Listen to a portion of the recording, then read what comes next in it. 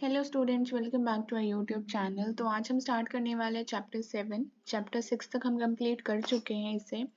और अगर आप लोगों ने पिछली वीडियोस नहीं देखी है तो जाके वॉच देखे उन्हें। और अगर आप लोग फर्स्ट टाइम आए हैं तो चैनल को लाइक शेयर सब्सक्राइब कर देना ताकि आप लोगों को अपडेट मिलती रहे। तो करते हैं अपने चैप्टर को शुरू। चैप्टर 7 का नाम है cognitive development during the first 3 years.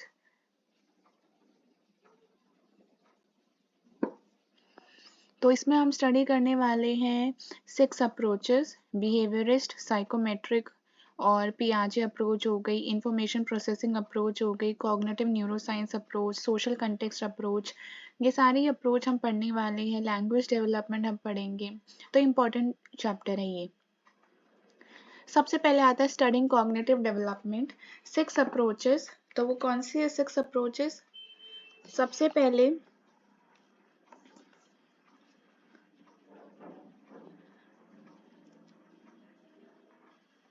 6 approaches हम ये पढ़ेंगे और ये है आपकी बिहेवियरिस्ट, साइकोमेट्रिक, पियाजियन, उसके बाद है information processing approach, cognitive neuroscience approach और सोशल कंटेक्सचुअल अप्रोच। यहाँ पे इन्होंने सिर्फ डेफिनेशन के तौर पे बताया है कि होते क्या है, आगे हम इन्हें डिटेल में पढ़ेंगे। सबसे पहले अगर हम बिहेवियरिस्ट अप्रोच की बात करते हैं तो वो approach to study the cognitive development that is concern with basic mechanics of learning. तो इसमें क्या होता है, बिहेवियरिस्ट अप्रोच में वो अप्रोच होती है जिससे आप कॉग्निटिव डेवलपमेंट को स्टडी करते हो बहुत ही बेसिक मैकेनिक ऑफ लर्निंग को कंसिडर करते हुए। ठीक है, जैसे ये जो है बिहेवियरिस्ट अप्रोच, ये स्टडी करता है बेसिक मैकेनिक्स ऑफ लर्निंग। और ये कंसर्न किस चीज़ को कंसर्न करता है, with how behaviour changes in response to experience, कि कैसे बिहेवियर चेंज होता है। ठीक है, कि जैसे जैसे एक्सपीरियंस गेन करता रहता है बच्चा, वैसे वैसे उसका बिहेवियर चेंज होते जाता है। तो दैट इज बिहेवियरिस्ट अप्रोच। तो इस चीज़ को स्टडी करना ही ये अप्रोच है। नेक्स्ट साइकोमेट्रिक अप्रोच की बात करें तो वो अप्रोच जिससे आप कॉग्निटिव डेवलपमेंट को स्टडी करोगे, that seeks to measure the quantity of intelligence a person possesses. तो इसमें साइकोमेट्रिक अप्रोच में क्या होता है, जब आप कॉग्निटिव डेवलपमेंट को स्टडी करते हो, क्या चीज़ मेजर करने के लिए, इंटेलिजेंस मेजर करने के लिए, क्वांटिटी ऑफ इंटेलिजेंस मेजर करने के लिए जो वो पर्सन पोजेस कर रहा है, जो उस पर्सन के पास है। तो ये क्वांटिटेटिव डिफरेंस एबिलिटी होती है।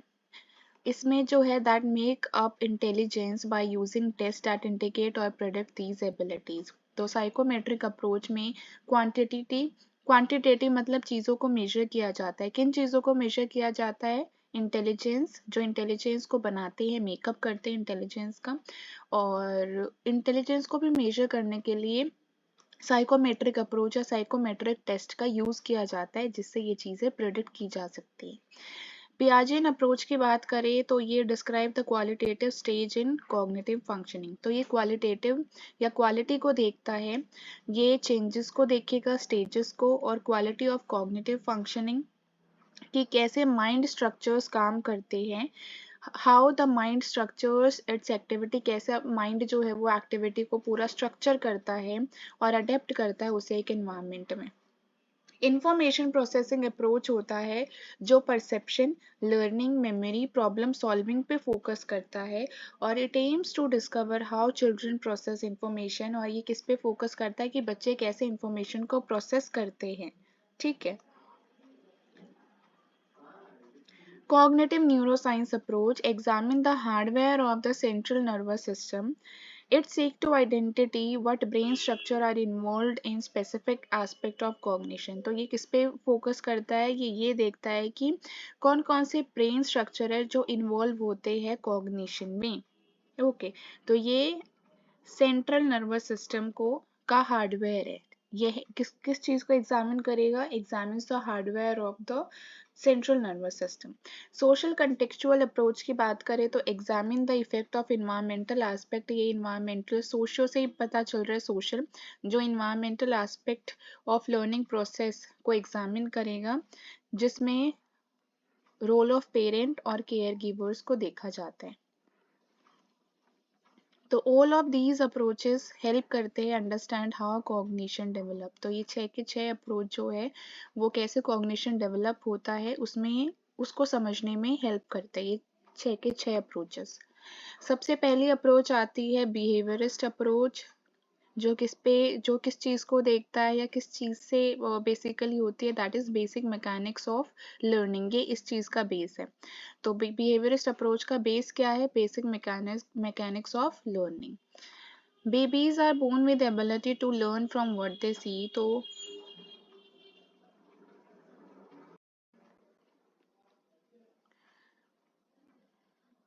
Behaviourist approach basic mechanics of learning, तो इसमें सबसे पहले let's look first at two learning process आएंगे। इसमें 2 लर्निंग प्रोसेसेस की बात करेंगे दैट बिहेवियरिस्ट स्टडी, जो बिहेवियरिस्ट ने स्टडी किया है, दैट इज क्लासिकल कंडीशनिंग और ऑपरेंट कंडीशनिंग। ये हम पहले भी स्टडी कर चुके हैं, क्लासिक और ऑपरेंट कंडीशनिंग। नेक्स्ट ये भी हम पढ़ चुके हैं ऊपर, ठीक है। इनकी डेफिनेशन आप लोग देख लेना दोबारा से। क्लासिकल और ऑपरेंट कंडीशनिंग की जब हम बात करते हैं तो हम वैसे ऊपर इन सारी चीज़ों को स्टडी कर चुके हैं और क्लासिकल और ऑपरेंट कंडीशनिंग भी हम चेक कर चुके हैं स्टार्टिंग वाले चैप्टर्स में। तो आप लोग रीड कर सकते हो वैसे इन सब चीज़ों को। इन्फेंट मेमोरी हो गया, और इसमें ज़्यादा डिटेल में नहीं पता है, ये सिर्फ एग्जाम्पल्स है। तो स्टार्टिंग वाला बहुत डिटेल में बताया हुआ है मैंने। इन्फेंट मेमोरी, उसके बाद साइकोमेट्रिक अप्रोच में हो गया आपका डेवलपमेंटल और इंटेलिजेंस टेस्टिंग होती है इसमें। Intelligent behaviour that is goal oriented and adaptive to circumstances and conditions of life. IQ का मतलब होता है intelligence quotient test. Psychometric test that seek to measure, तो साइकोमेट्रिक टेस्ट में हम इंटेलिजेंस को मेजर करते हैं by comparing a test taker's performance with standardized norms। तो इसमें साइकोमेट्रिक टेस्ट को मेजर किया जाता है, साइकोमेट्रिक टेस्ट में इंटेलिजेंस को मेजर किया जाता है कैसे? कंपेयर करके। ओके, और इसमें बहुत ही स्टैंडर्डाइज्ड नॉर्म्स पहले से ही तैयार किए जाते हैं, उसके बेस पे ही होता है ये सारी चीज़ें। नेक्स्ट है इंटेलिजेंट बिहेवियर गोल ओरिएंटेड और अडेप्टिव होता है।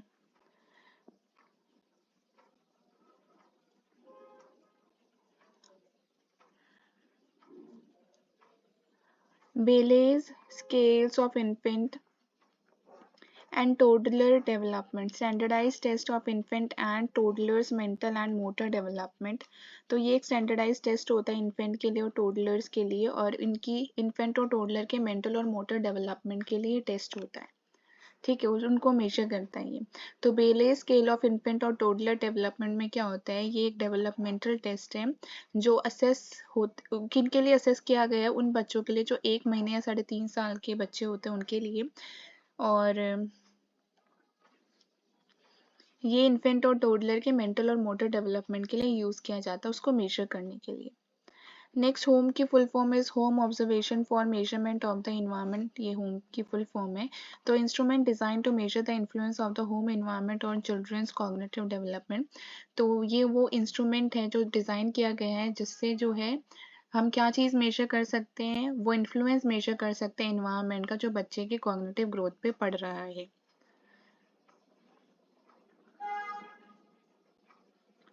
नेक्स्ट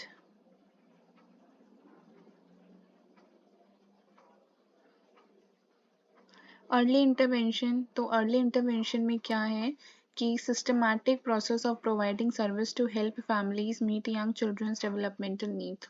तो ये एक वो प्रोसेस है अर्ली इंटरवेंशन जिसमें सर्विस प्रोवाइड की जाती है फैमिलीज को ताकि वो बच्चों की यंग एज से ही ज़रूरतों को पूरा कर सकें, ठीक है। ये एक सिस्टमैटिक प्रोसेस होता है, पूरी प्लानिंग और प्रोवाइड किया जाता है इसमें थेरेपेटिक एंड एजुकेशनल सर्विस को फैमिलीज़ के लिए ताकि इन्फेंट और टोडलर्स की ज़रूरतों को पूरा किया जा सके, और preschool children's developmental needs. Two randomly assigned control study among. Next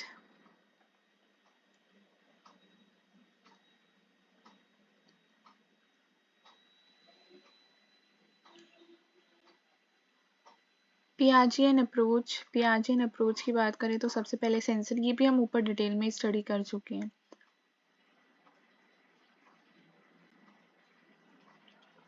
तो स्कीम्स होते हैं, पियाजे ने टर्म दिए for organise pattern of thought and behaviour use in particular situation. तो जब हम पर्टिकुलर सिचुएशन में एक ऑर्गेनाइज पैटर्न ऑफ थॉट और बिहेवियर को यूज करते हैं, दैट इज स्कीमास या स्कीम्स होते हैं ये सारी चीज़ें। तो स्कीम का मतलब होता है एक ऑर्गेनाइज्ड पैटर्न होता है थॉट और बिहेवियर का, जो हम एक पर्टिकुलर सिचुएशन में यूज़ करते हैं। और ये जो है सेंसरी मोटर स्टेजेस के भी 6 सब स्टेजेस होते हैं, 6 सब स्टेजेस हैं इसमें सेंसरी मोटर में। और कौन कौन सी है ये देख लो एक बारी। Uses of reflex, birth to 1 month, primary circular reaction, secondary circular reaction, उसके बाद है coordination of secondary schemes, tertiary of circular reaction और मेंटल कॉम्बिनेशन। तो यूज ऑफ रिफ्लेक्सेस में बर्थ टू 1 मंथ होता है और infant exercise their inborn reflexes and gain some control over them. They do not coordinate information from their senses. They do not grasp an object they are looking at. Behavior जैसे Dorri begin sucking when her mother's breast is in her mouth. तो ये easy है, आप लोग पढ़ सकते हो कि पर पता होना चाहिए आपको, ठीक है, कि यूजेस ऑफ रिफ्लेक्स ये 6 सब स्टेजेस कौन सी होती है, एजेस और डिस्क्रिप्शन। सिर्फ बिहेवियर आप याद करें ना करें, पर एग्जाम्पल के तौर पे ताकि आपको चीज़ें बेहतर समझ आए तो पढ़ सकते हो, ठीक है। नेक्स्ट है तो यूजेस ऑफ रिफ्लेक्सेस में बर्थ टू 1 मंथ आता है। इन्फेंट इसमें जो है एक्सरसाइज करता है अपने इन बोन जो रिफ्लेक्सेस होते हैं पहले से ही, और उन पे जो है थोड़ा बहुत कंट्रोल लाने की कोशिश करते हैं। कोऑर्डिनेट नहीं कर पाते हैं इंफॉर्मेशन को अपने सेंसेस के हिसाब से, और ना ही चीज़ों को ग्रास्प कर पाते हैं जो वो उनको देख रहे हैं, जिन ऑब्जेक्ट्स को वो देखते हैं। प्राइमरी सर्कुलर रिएक्शन की बात करें तो infant repeat pleasurable behaviour that first occur by chance such as thumb sucking activities focus on the infant's body rather than effect of behaviour on the environment. Infant make first acquired adaptation। तो ये चीज़ें आप लोग देख लेना, ठीक है।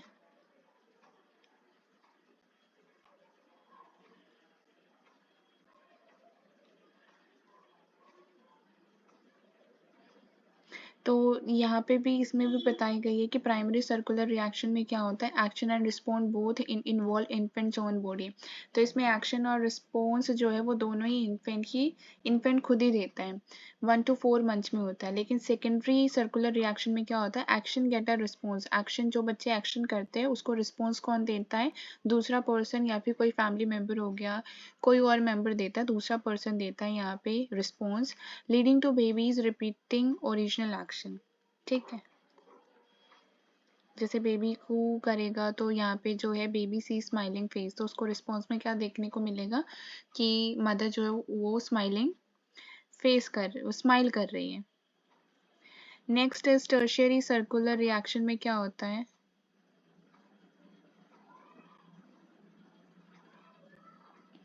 action gets one pleasing result leading baby to perform similar action to get similar result। जैसे baby step on rubber duck, baby squeezes rubber duck, duck स्क्वीक्स।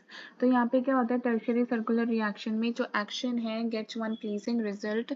जब कोई बच्चा एक्शन करता है तो उसको मज़ा आता है वो चीज़ करने में, और वही दोबारा चीज़ सेम रिस्पॉन्स लेने के लिए बच्चा उसी चीज़ को बार बार करता है, ठीक है।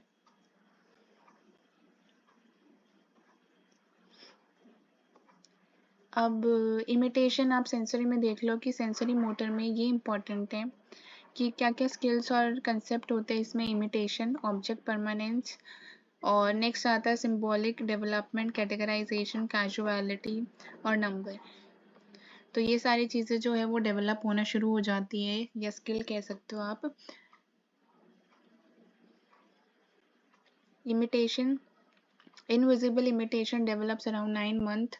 Deferred imitation begins after development of mental representation in the 6 substages. Object permanence में क्या होता है कि develops gradually between third and sixth substages। अगर कोई चीज़ आप बच्चे के सामने छुपा देते हो तो उनको ये रहता है कि ये ऑब्जेक्ट अभी भी है, ठीक है। तो ऑब्जेक्ट परमानेंस डेवलप हो जाता है, symbolic development, categorization, causality, number.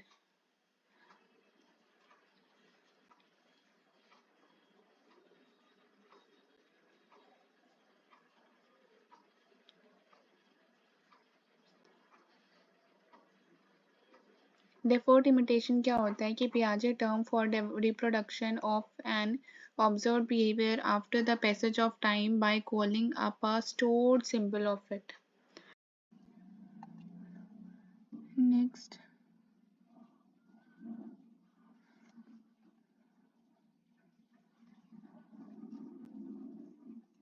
इन चीज़ों को हम बहुत ही डिटेल में स्टडी करेंगे नोट्स के थ्रू। ठीक है, आप लोगों को बहुत इजीली समझ भी आ जाएगा। When does object permanence develop? Object permanence develop कब होता है? तो ऑब्जेक्ट परमानेंस क्या होता है? पियाजे ने ये टर्म दी है object permanence for the understanding that a person और object still exist when out of sight. तो इसका मतलब होता है कि ऑब्जेक्ट अभी भी एग्जिस्ट कर रहा है, चाहे वो बच्चा उसे देख भी ना रहा हो। ठीक है, अगर बच्चे के सामने से वो चला गया है तो लेकिन बच्चा यकीन नहीं करेगा, वो यही मानेगा कि वो ऑब्जेक्ट अभी भी वही है। ठीक है, वो ऑब्जेक्ट अभी भी एग्जिस्ट करता है।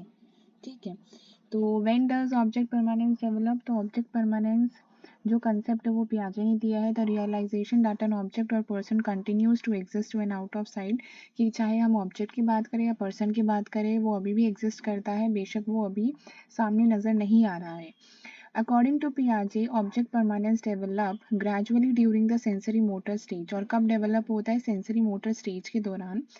Eight first infant have no such concept, और उससे पहले बच्चे में ऐसा कोई कंसेप्ट डेवलप नहीं होता है। लेकिन by third sub stage from about 4 to 8 months they will look for something they have dropped, but if they can not see it they act as if it no longer exist.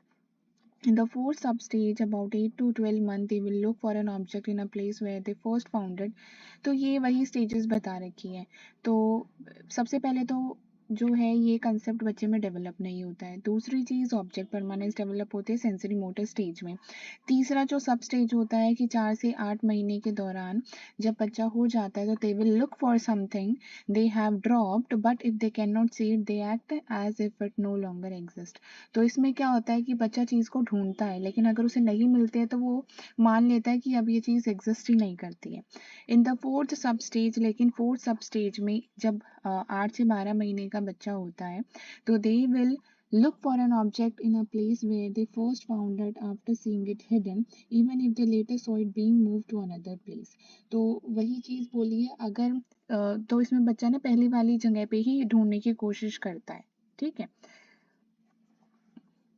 पियाजे called this the A not be error, और इसे क्या बोला है? ए not be error इसे बोला है। और fifth जो सब स्टेज होती है 12 to 18 month, they know longer make this error. और फिफ्थ स्टेज में 12 to 18 मंथ के दौरान जो है बच्चा ऐसी गलती नहीं करता है। They will search for an object in the place they saw it hidden, however they will not search for it in the place where they did not see it hidden. तो इस स्टेज में, fifth stage में जो है बच्चा उस जगह पे ढूंढेगा जहाँ पे उसे दिखा था वो चीज़,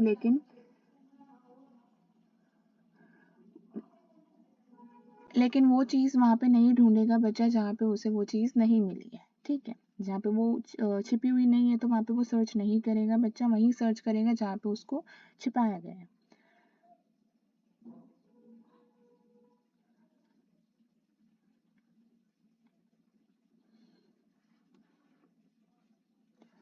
next,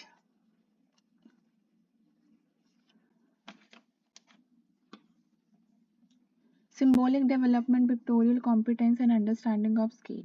So much of knowledge people acquire about their world is gained not through direct observation or experience but through symbols, intentional representations of reality.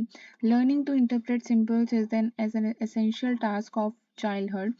First, however, child must become symbol minded, then attentive to symbols and their relationship to the things they represent.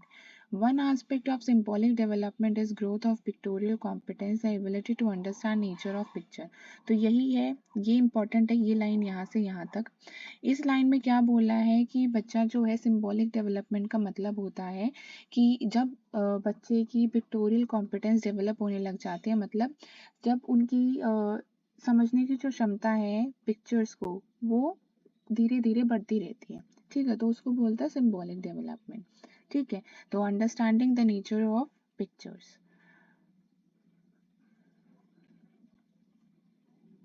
Evaluating पियाजे sensory motor stage, ये नहीं पढ़ना है, इतना detail में नहीं आता है। इंफॉर्मेशन प्रोसेसिंग अप्रोच की अगर हम बात करते हैं तो इंफॉर्मेशन प्रोसेसिंग अप्रोच में परसेप्शन और रिप्रेजेंटेशन की बात होती है कि कैसे कोई चीज़ को एनालाइज करते हैं हम, कैसे उसकी प्रोसेसिंग होती है, इसमें वो चीज़ें आ जाएंगी। हैबिचुएशन की बात करें तो type of learning in which familiarity with a stimulus reduce slows और स्टॉप अ रिस्पॉन्स, ये मत करो ये, क्योंकि ना इसमें सिर्फ चीज़ें पूछे जाते हैं कि इंफॉर्मेशन प्रोसेसिंग अप्रोच में होता क्या है। दूसरी चीज़ आपका परसेप्शन और रिप्रेजेंटेशन के ऊपर है, और इसमें और पूछ सकते हैं, ये डिसहैबिचुएशन ये रहने दो।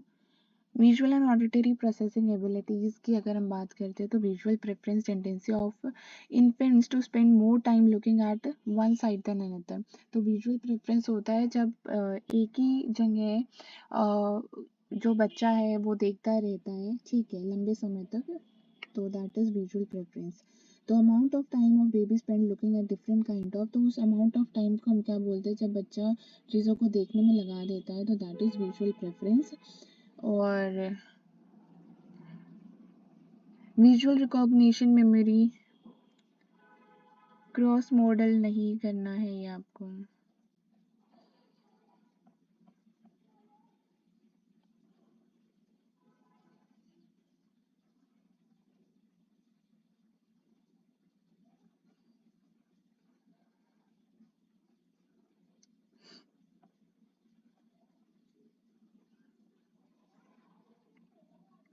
ये रहने दे, वही है। अब सबसे पहले नेक्स्ट आता है हमारा cognitive neuroscience approach, brain cognitive structure. तो ये चीज़ हम देख लेते हैं।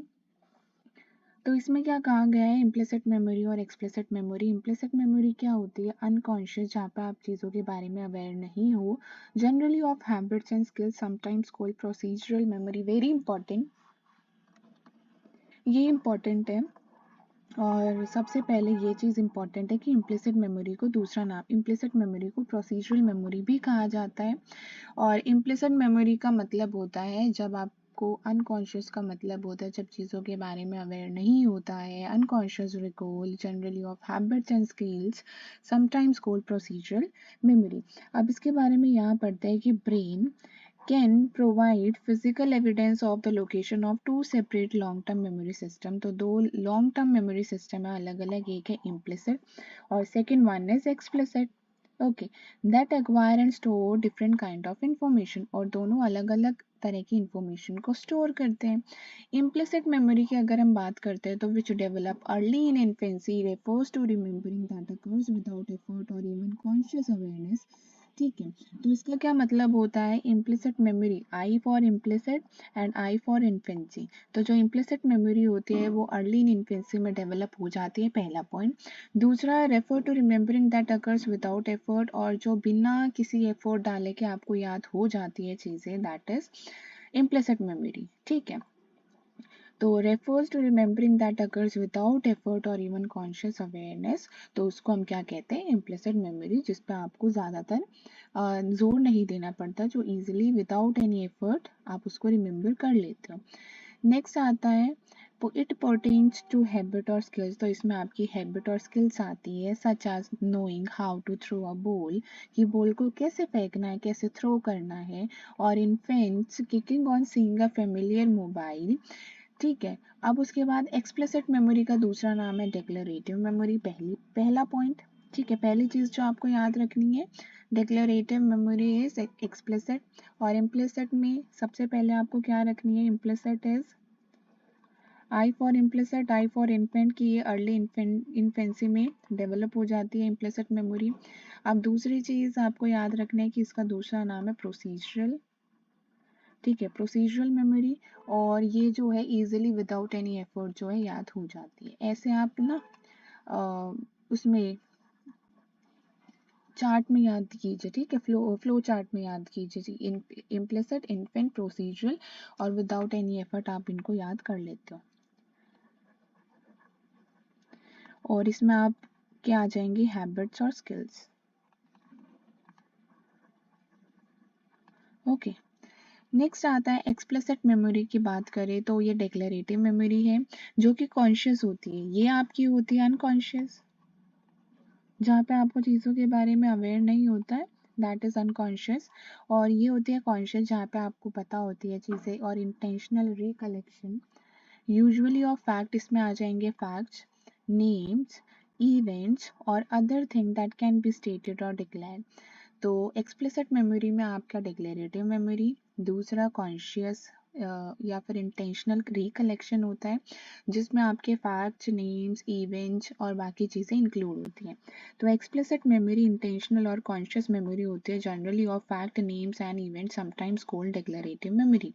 अब डिलेड इमिटेशन की बात करते हैं तो delayed imitation of complex behaviour is evidence that declarative memory is developing in late infancy. Very important कि जो डिलेड इमिटेशन होता है of complex behaviour is evidence that declarative memory is developing. तो डिक्लेरेटिव मेमोरी कब develop होते हैं, late infancy में, और ये होती है अर्ली इन्फेंसी में। ठीक है, अर्ली इन्फेंसी में, ये लेट इन्फेंसी में और टोडलरहुड में। ठीक है, तो ये इंपॉर्टेंट है भाई, ये चीज़ है। अब उसके बाद आता है, अब वर्किंग मेमोरी क्या होती है। वर्किंग मेमोरी जो है वो short term storage of information होता है, बीइंग एक्टिवली प्रोसेस्ड। तो आपके इम्प्लिसिट और explicit long term memory system होते हैं, दोनों का काम अलग अलग है, अलग अलग इंफॉर्मेशन को स्टोर करना होता है। तो इम्प्लिसिट जो होता है वो हैबिट और स्किल्स को करता है, एक्सप्लिसिट जो होता है वो करता है स्टोर आपकी किसे, फैक्ट्स हो गई इनको। वर्किंग मेमोरी की बात करें तो ये short term storage of information होता है, शॉर्ट टर्म के लिए स्टोर करते हैं चीज़ों को। अब यहाँ पे देखो, तो यहाँ पे लिखा है working memory during the second half of first year. ठीक है, तो during the second half of first year में वर्किंग मेमोरी डेवलप हो जाती है, जो कि short term storage of information होता है। The brain is actively processing और वर्किंग ऑन, इसमें जो ब्रेन है वो प्रोसेसिंग कर रहा होता है एक्टिवली और उस पर काम कर रहा होता है। It is an working memory that mental representation are prepared for and और रिकॉल्ड फ्रॉम स्टोरेज। तो ये वो वर्किंग मेमोरी होती है जहाँ पे मेंटल रिप्रेजेंटेशंस को प्रिपेयर किया जाता है और उन्हें रिकॉल किया जाता है स्टोरेज के लिए। ठीक है, तो ये है इसमें आपका। नेक्स्ट आता है आपका social contextual approach, learning from interaction with care givers. और ये जो है वो चैप्टर हम देख लेते हैं कि आपका आज फिनिश हो जाएगा या नहीं। हो तो जाना चाहिए आज आपका ये चैप्टर फिनिश। या 218 तक है इसमें, और हम आए इस पेज नंबर 207-8, अभी 10 पेजेस और रहते हैं तो हम कर लेंगे कवर। ठीक है, कोशिश करेंगे, लेट्स सी। अब social contextual approach, learning from interaction with care givers. अब गाइडेड पार्टिसिपेशन का मतलब क्या होता है, वो participation of an adult in a child's activity in a manner that helps to structure the activity and to bring the child's understanding of it closer to that of the adult. अब guided participation में वो participation adult का, ठीक है, इसमें adult का participation होता है बच्चों की एक्टिविटी में, किस तरीके से, ताकि वो बच्चों की हेल्प कर सके और बच्चों की अंडरस्टैंडिंग को अपनी अंडरस्टैंडिंग के क्लोजर लेकर आ सके। ठीक है, तो दैट इज गाइडेड पार्टिसिपेशन। अब गाइडेड पार्टिसिपेशन यहाँ पे लिखा है वाइगोत्स्की की, आप सभी को पता है सोशो कल्चर थ्योरी है।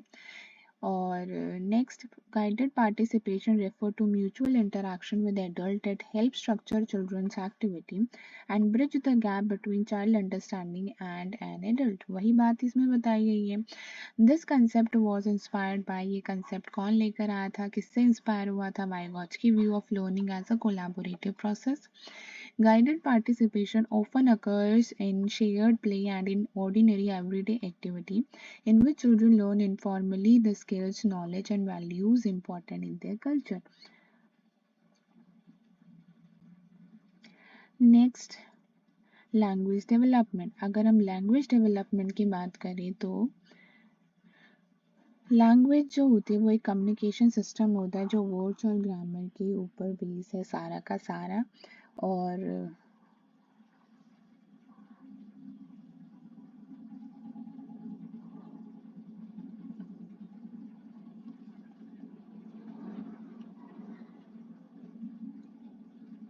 Early vocalisation prelinguistic speech क्या होते हैं? फोररनर और linguistic speech utterance of sound that are not word, जो सिर्फ साउंड की।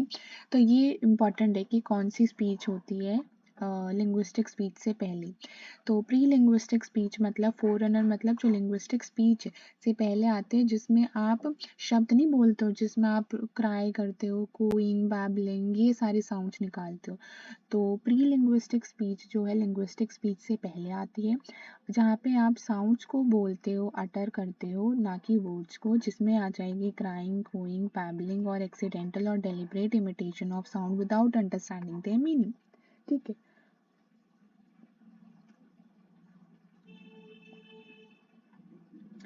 नेक्स्ट आता है आपका अर्ली वोकलाइजेशन। अगर हम क्राइंग की बात करते हैं तो crying newborn's first means of communication. सबसे पहले बच्चा क्राई करना सीखता है, ठीक है, क्राई करता है। डिफरेंट पिचेस, पैटर्न और इंटेंसिटी और सिग्नल हंगर, स्लीपीनेस और anger. Adult find crying aversive for a reason, it motivates them to find the source of problem and fix it. Crying has great adaptive value. और 6 weeks से 3 month तक baby start cooing when they are happy, squealing, gurgling and making vowel sounds like a।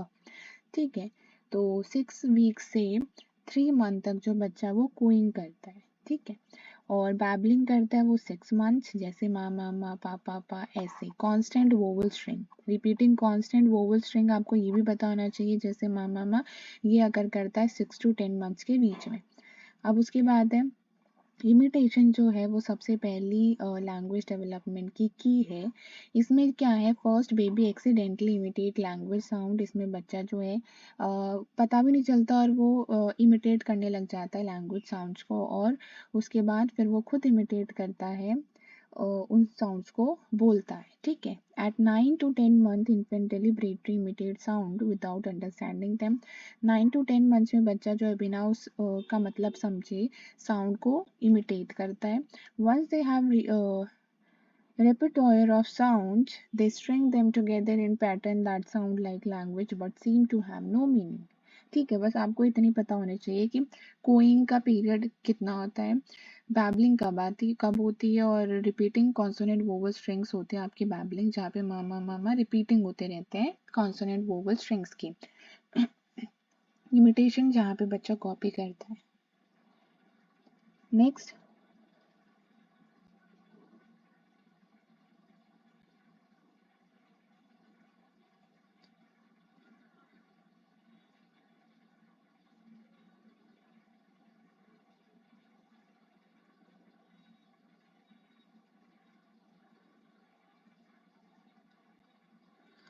अब ये चीज़ें वैसे आपकी उसमें NIOS में भी गिवन है बहुत अच्छे तरीके से, सिंपल भाषा में, to the point.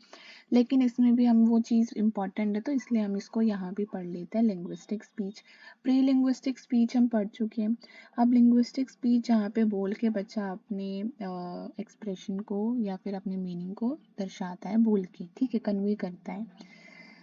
Hollow phrase, single word that conveys a complete thought. तो होलो फ्रेज का मतलब होता है वो सिंगल थॉट जब बच्चा बोलता है तो उसी में ही उसका कंप्लीट सेंटेंस होता है, एक सिंगल शब्द में, तो उसे हम बोलते हैं होलो फ्रेज।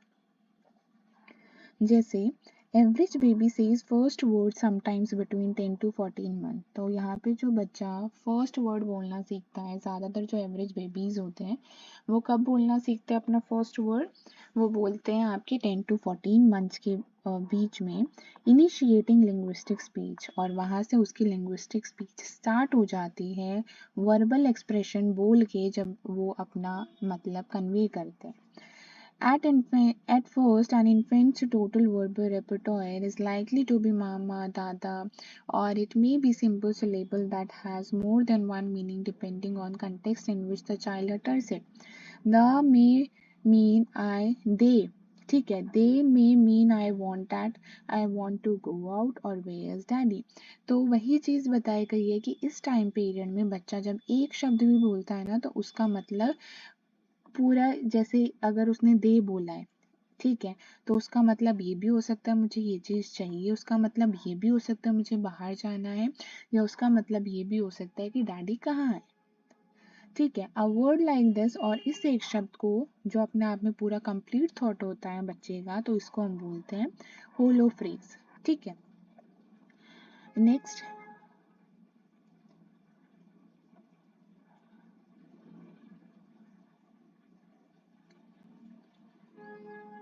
अगर हम फर्स्ट सेंटेंस की बात करते हैं तो फर्स्ट सेंटेंस में new linguistic breakthrough comes when a toddler put two words together to express one idea. Generally children do this between 18 to 24 months, but this age range varies greatly. Although pre-linguistic speech is fairly closely tied to chronological age, linguistic speech is not. Most children who begin talking fairly late catch up eventually. तो telegraphic speech का आपको simple ये पता होना चाहिए कि early form of sentence use consisting of only a few essential word.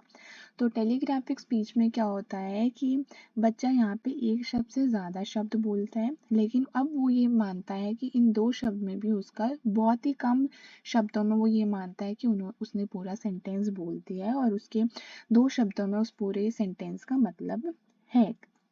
जैसे children typically use telegraphic speech, जहाँ पे वो बहुत ही कम शब्दों का यूज करता है, जैसे when Rita says deep, she seems to mean grandpa is sweeping the floor.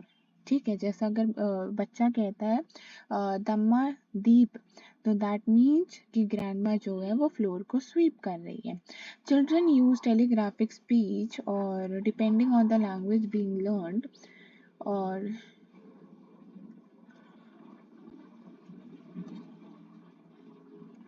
अब सिंटेक्स का मतलब क्या होता है? Syntax rules for forming sentence in a particular language.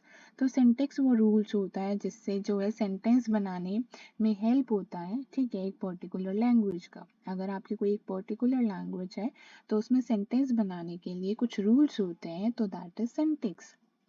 Okay, next, अब कैरेक्टरिस्टिक्स ऑफ अर्ली स्पीच, क्या क्या कैरेक्टरिस्टिक्स होते हैं?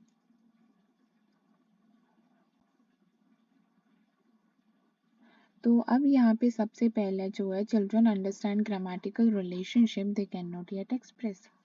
Children understood word meaning. Children also over extend word meaning.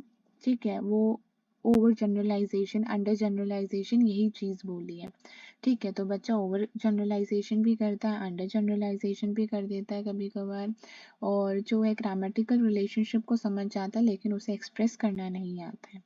ठीक है, जैसे अगर मैं फर्स्ट पॉइंट की बात करूँ तो children understand grammatical relationship they can not yet express. तो वो ग्रामेटिकल रिलेशनशिप को समझ जाते हैं जो वो एक्सप्रेस नहीं कर पाते चीज़ों को। जैसे अगर उनके सेंटेंस आता है पपी चेज, ठीक है, लेकिन वो ये कहना चाहते हैं कि पपी चेज किटी, ठीक है, तो वो पूरा सेंटेंस नहीं बोल पाते हैं, जहाँ पे उनको ये भी पता होता है कि puppy chase is not the correct sentence. इसमें ग्रामेटिकल रिलेशनशिप समझ चुके होते हैं इसमें। Next, children under extend word meaning. अब इसमें क्या होता है? लीसा's uncle gave her a new toy which the 13-month-old called her Kuka. Then her father came home with a gift saying, "Look, Lisa, here's a little car for you." Lisa shook her head. "Kuka," she said, and ran and got one from her uncle. To her, that car, and only that car, was a little car, and it took some time before she called any of other toy by the same name. तो यहाँ पे क्या होता है कि जब जो बच्चा है, मान लो उसके पास कोई एक टॉय है कूका, और उसको उसके अलावा कोई एक और टॉय मिलता है, तो उसको भी जो बच्चा है सेम ही नेम देता है और उसको भी कूका ही बोलता है। ठीक है, सेम नेम से। अब चिल्ड्रन ऑल्सो ओवर एक्सटेंड मतलब ओवर जनरलाइजेशन। इसमें क्या होता है कि He thought that because of his grandfather had gray hair, old gray-haired man could be called grandpa. अब इसमें क्या हो गया कि उसके जो ग्रैंडफादर की जो हेयर है वो ग्रे हेयर है, तो उसको तो वो ग्रैंडपा बोलते ही है, लेकिन बाकी जितने भी जो मेन है जिनके भी ग्रे हेयर्ड होंगे उनको भी वो जब बच्चा ग्रैंडपा बोलता है तो दैट इज ओवर जनरलाइजेशन। ठीक है, जहाँ पे बच्चा ओवर जनरलाइजेशन करता है अपने आप से।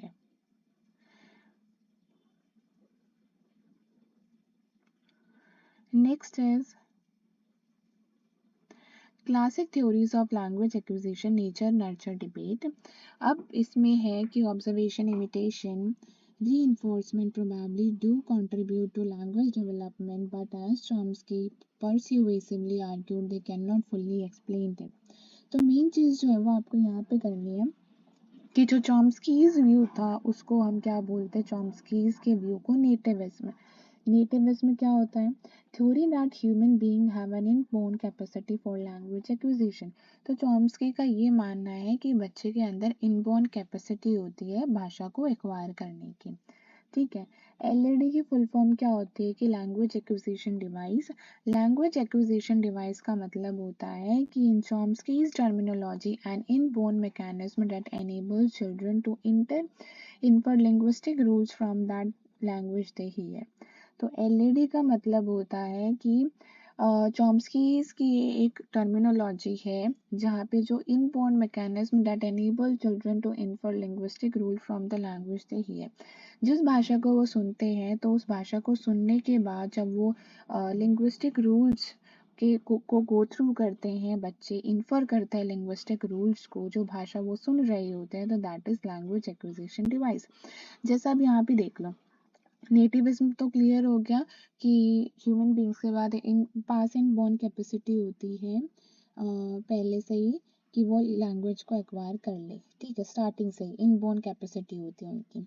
अब उसके बाद inborn language acquisition device LED program children's brain to analyse the language they hear and to figure out its rule. तो इसमें क्या होता है कि बच्चा जो भाषा सुन रहा होता है ना, तो वो फिगर आउट करते हैं उनके रूल्स को जो वो सुन रहे होते हैं लैंग्वेज को। ठीक है, नेक्स्ट है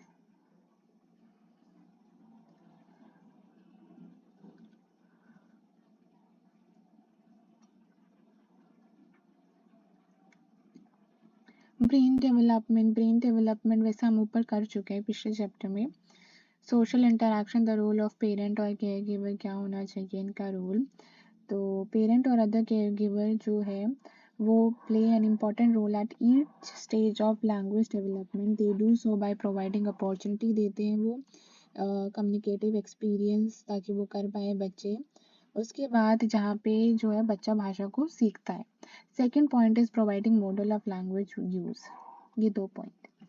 प्री लिंग्विस्टिक पीरियड जैसे बैबलिंग, कोइंग, ये सारी चीज़, वोकैबुलरी डेवलपमेंट। उसके बाद आता है code switching, changing one's speech to match the situation as in people who are bilingual. CDS की फुल फॉर्म देख लो, CDS is child directed speech. ठीक है, तो form of speech often used in talking to babies और toddler include slow simplified speech. तो वो भाषा जो बच्चों से बात करने के लिए यूज़ की जाती है, स्लो और सिंप्लीफाइड स्पीच हो गई, हाई पिच्ड टोन हो गई, एग्जैजरेटेड वोवल साउंड्स हो गए, शॉर्ट वर्ड्स हो गए, सेंटेंस हो गए, जिसको हम पेरेंटीज भी कहते हैं। CDS child directed speech. ठीक है, जिसका दूसरा नाम है पेरेंटीज या मदरीज। ओके,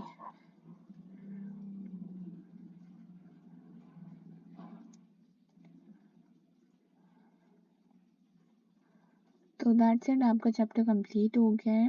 और नेक्स्ट जो चैप्टर है वो रहने वाला है आपका चैप्टर 8, और चैप्टर 8 का नाम है psycho social development during the first 3 years। और ये चीज़ें पढ़ोगे आप उसमें।